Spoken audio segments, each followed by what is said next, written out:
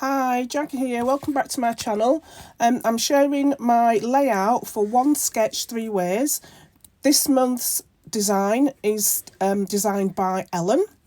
As you can see here, my original idea was to turn the paper around to have the photographs going vertical on my page. I didn't do that. I ended up doing the layout exactly like the design that she sketched out. So I started off by cutting 2 large pieces, 6x12 of pattern paper. So I'm using the collection Crate Paper Ollie Jolly. I think it's called Ollie Jolly Holidays, but it's Ollie Jolly. Anyway, Crate Paper. And I trim them down so there's a slight border around the edges. So I just trim off maybe 1/4 inch off the top of each piece. And this is what I was originally thinking. I was put the 3 photographs across my page, but I end up going doing exactly the same as the sketch. So there's my 3 photographs. What I do is I distress the edges, and I also machine stitch around the edges as well before I stick them down to the white cardstock. I've just leave a slight gap in the middle, but it does get covered over by the border strip that goes down the centre, which I'll show you in a minute. Apologies again, I'm still suffering from a really bad cold, so I'm a bit croaky and occasionally do have coughing fits.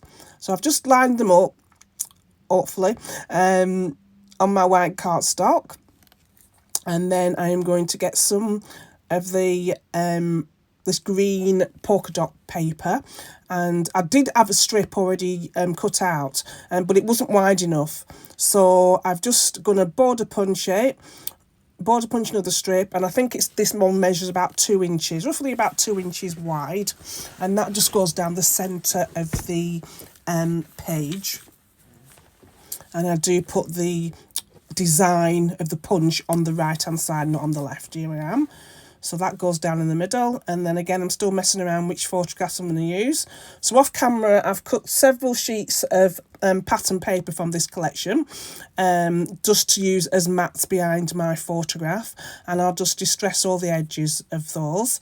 I don't show everything on the camera because it's just a bit boring you seeing me distressing edges of papers. And then I stick them down. I do use I stick them down to that grey plaid colour there, pattern paper, as you can see. And I do add foam pads to the back of those. I don't add foam pads to the actual photographs. Add it to the base. So I just offset these pattern papers. I don't know why I'm always faffing around with trying to figure out how I'm going to do it. And then I think, right, let's do it. So I put the photographs, apologies, onto this grey paper. And then I add foam pads to the back before I mount those papers together. Again, slightly offsetting them. So you get a little border around top and bottom and sides. I forgot to distress that one, so I've just distress it, and then it all come together. So the collection, like I said, I've used is Crate Paper Ollie Jolly. It's a really lovely collection, different collection actually for the normal ones. So it's got a lot of pinks in and a bit more brighter. Then I decided I needed some clusters, so I've used some of the stars from A Little Magpie, star stamps and dies from A Little Magpie.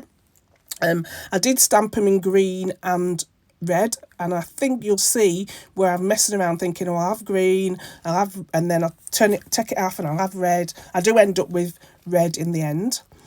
I've punched out 3 circles, so I can have my 3 little cluster points.